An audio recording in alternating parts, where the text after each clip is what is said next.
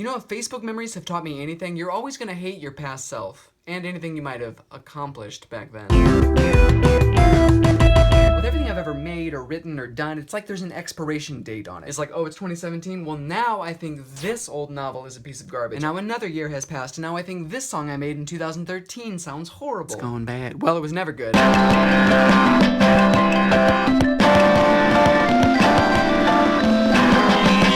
And I have a shelf in the pantry for like canned foods for like emergencies and stuff, and like all of it just went bad. So I was eating like some old peanut butter crackers recently, even though they expired. Still tasty, but did have a vague corner of the cabinet flavor to it. That's kind of what it feels like looking back at your old self, or like with me looking at old art projects I've done. Yeah, I mean it's okay, it's fine. Kind of looks like a rat ran across it a few times. But I guess it's all just a sign that you're getting better at whatever you're doing, because you're judging your old self in comparison to your new. Unless you're just unnecessarily critical of everything you've ever done, and if that's the case, you need help. If you're being unnecessarily critical of everything you've ever done, then you come to the right place. I'm going to tell you what to do. Stop. Interestingly, there's always going to be somebody who actually does prefer the stuff you made in the past. I really prefer his older work. It really just seems like his new stuff is trying to capture the magic of the glory days. Thanks, Mom, but I really do wish you'd take the finger paintings off the fridge. It's been 25 years. And I do think it's a good sign that some people will always like an artist's older work. It shows there's a place for all art.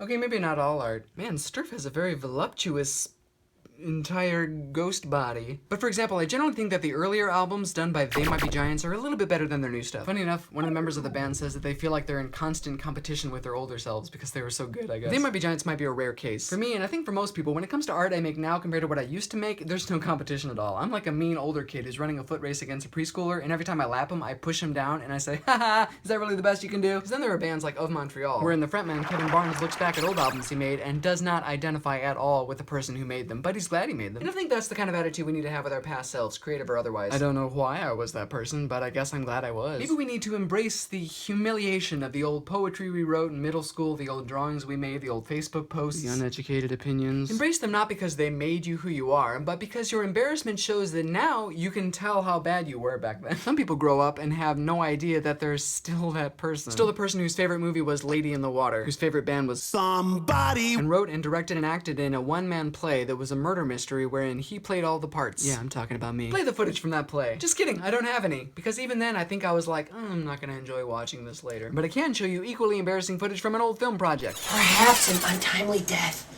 will bring you closer to your romance. I'm a wrongly accused convict. Everywhere I go, it seems like someone gets murdered.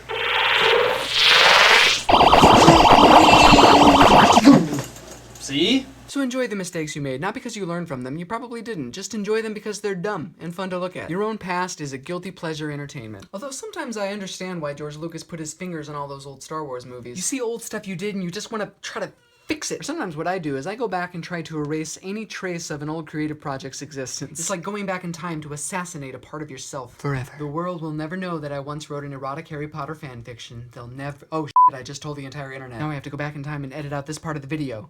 Or I could just do it when I edit this video. Note to future self, edit this whole part out.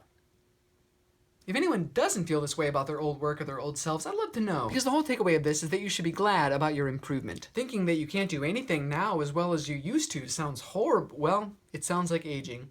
I'm gonna be 30 in 3 weeks. What have I done with my life? Oh yeah. Thanks for watching this episode of The Red Show, and if you liked it, be sure to share it with your friends and like it and put cool comments down there that are neat and make me feel good about me and this video. And remember, if you got your past self in your room, how'd you clone him?